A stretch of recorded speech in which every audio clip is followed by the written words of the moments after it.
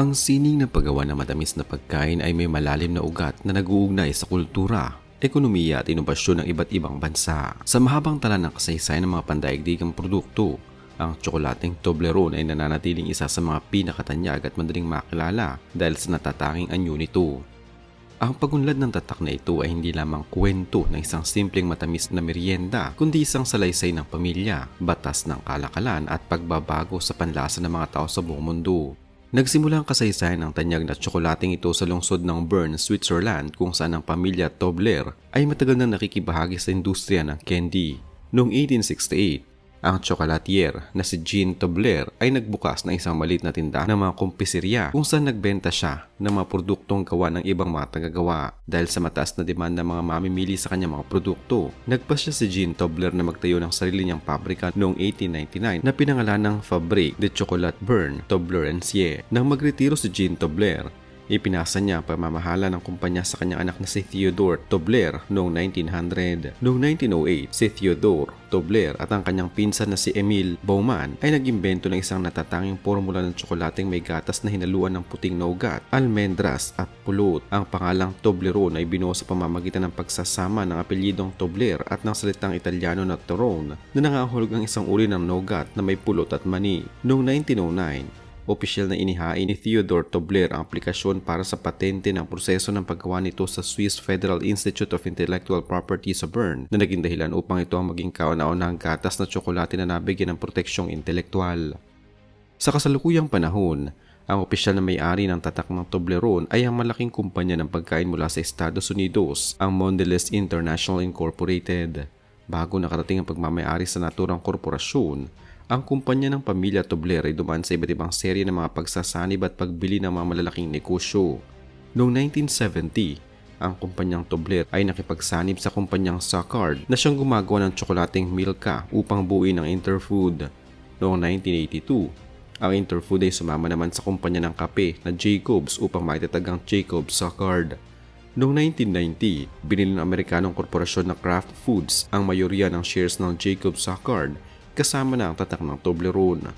Noong 2012, nagkaroon ng malaking restructuring ang Kraft Foods kung saan hinati ang kumpanya sa dalawa at ang negosyo ng merienda at candy ay nilagay sa ilalim ng bagong pangalan na Mondelez International. Ang mga impormasyong ito ay nakatala sa mga opisyal na kasaysayan ng tatak na matatagpuan sa Wikipedia at sa mga opisyal na pahayag ng Mondelez International. Ang natatanging hugis ng tsokolate ay isa sa mga pinakamalaking dahilan ng katanyagan nito, ngunit mayroong dalawang magkaibang teorya kung paano ito nabuo. Ang pinakakilalang bersyon na pinaniniwalaan ng publiko ay ang inspirasyong nagmula sa bundok ng Matterhorn na matatagpuan sa Swiss Alps dahil ang tatsulok na anyo ng tsokolate ay katulad ng matutulis na taluktok ng bundok. Gayunpaman, ayon sa mga tala mula sa mga anak mismo ni Theodore Tobler, ang tunay na inspirasyon ay nagmula sa isang pagtatanghal sa Folies Berger sa lungsod ng Paris kung saan ang mga mananayaw ay bumuo ng isang malaking piramid sa huling bahagi ng palabas. Bukod sa hugis ng tsokolate, ang packaging nito ay naglalaman din ng mga mahalagang simbolong tulad ng anino ng isang nakatayong oso na nakatago sa guhit ng bundok na siyang opisyal na simbolo ng lungsod ng Bern kung saan isinilang ang produkto. Ang kakaibang disenyo na ito ay nagbibigay daan din sa mga mamimili na madaling baliin ang bawat piraso ng tsokolate sa pamamagitan ng pagtulak sa tatsulok pababa sa halip na hilahin ito palabas. Ang pagdating ng Toblerone sa Pilipinas ay bahagi ng malawak na globalisasyon at paglawak na industriya ng travel retail o mga tindahang walang buwis sa mga paliparan noong kalagitnaan ika-20 siglo. Noong una, ang produktong ito ay makukuha lamang ng mga Pilipinong nagbabiyahe sa ibang bansa sa pamamagitan ng mga pasalubong na binibili sa mga duty-free shop sa labas ng bansa. Nang mabili ng Kraft Foods ang tatak noong 1990, formal na pinalawak ang distribution nito sa mga lokal na pamilihan sa Pilipinas sa pamamagitan ng kanilang lokal na subsidiary, ang Kraft Foods Philippines, na kalaunan ni naging Mondelez Philippines. Dahil sa maayos na sistema ng importasyon at distribusyon, ang tsokolate ay nagsimulang makita sa mga regular na supermarket, department store at mga tindahan sa buong bansa. Sa kasalukuyan, ang Pilipinas ay isa sa mga malalaking merkado sa Timog Silangang Asya kung saan ang produktong ito ay madalas na inireregalo tuwing panahon ng Pasko, Araw ng mga Puso at iba pang mga mahalagang okasyon. Ang mataas na presyo ng produktong ito kumpara sa ibang mga lokal na karaniwang tsokolate sa merkado ay may direktang kinalaman sa mga sangkap, lokasyon ng produksyon at reputasyon ng tatak. Ang paggamit ng mga dekalidad na sangkap tulad ng purong gatas mula sa Switzerland, pulot at premium na almendras mula sa California ay nagpapataas sa gastos sa pagmamanupaktura. Sa loob ng mahabang panahon, Ang lahat ng supply ng tsokolating ito sa buong mundo ay ginagawa lamang sa isang pabrika sa Bern, Brennen, Switzerland, kung saan mataas ang singil sa paggawa, kuryente at buwis. Bukod dito, ang transportasyon ng mga produkto mula sa Europa patungo sa iba't ibang kontinenteng tulad ng Asya ay nagdaragdag ng malaking halaga ng taripa at freight charges. Ang strategiya ng Mondelez International ay panatilihin ng Toblerone bilang isang premium brand, kaya ang presyo nito ay tinatakda sa antas na nagpapakita ng karangyaan at mataas na kalidad. Sa kabila ng tagumpay, ang tatak ay hindi ligtas sa mga malalaking kontrobersya at ang pinakatanyag dito ay ang issue ng shrinkflation noong 2016. Upang matugunan ng tumataas na benta ng mga sangkap, nagpa siyang kumpanya na bawasan ng timbang ng mga bar na ibinebenta sa United Kingdom sa pamamagitan ng pagpapalawak ng espasyo sa pagitan ng mga tatsulok na piraso. Ang hakbang na ito ay umani ng matinding batikos mula sa mga mamimili sa social media dahil binago nito ang tradisyonal na anyo ng tsokolate na nagbunga ng pagbaba ng tiwala ng publiko. Dahil sa negatibong reaksyon ng merkado, napilitan ng Mondelez International na ibalik ang orihinal na disenyo at timbang ng tsokolate noong taong 2018. Ang pangyaring ito ay naging isang klasikong halimbawa sa mga paaralan ng negosyo kung paano ang maling pagbabago sa disenyo ng produkto ay maaaring magdulot ng krisis sa relasyon sa mga mamimili. Isang panibagong kontrobersyang hinarap ng kumpanya noong taong 2018 nang ihayag na ang kanilang pabrika sa Bern ay nakakuha ng sertipikasyong halal noong 2017. Ang balitang ito ay nagdulot ng panawagan para sa boycott mula sa ilang mga nasyonalistang grupo sa Europa na may sentimentong anti-Islam. Nilinaw ng pamunuan ng Mondelez International na ang formula at mga sangkap ng tsokolate hindi binago at ang sertipikasyon ay nakuha lamang upang matiyak na ang produkto ay ligtas at madaling maibenta sa mga bansang Muslim.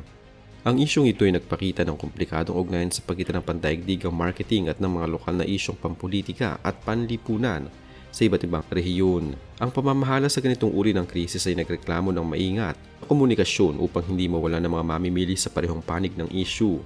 Ang pinakabagong malaking issue na nagpabago sa mukha ng Toblerone ay ang pagpapatupad ng Swissness Act noong taong 2017. Ayon sa batas na ito ng Switzerland, ang mga produktong pagkain ay hindi maaaring gumamit ng mga nasyonalistang simbolo o mag-angkin ng gawa sa bansa kung ang hindi bababa sa 80% ng mga hilaw na sangkap ay hindi nagmumula roon, o kung ang pangunahing proseso ay nililipat sa ibang bansa.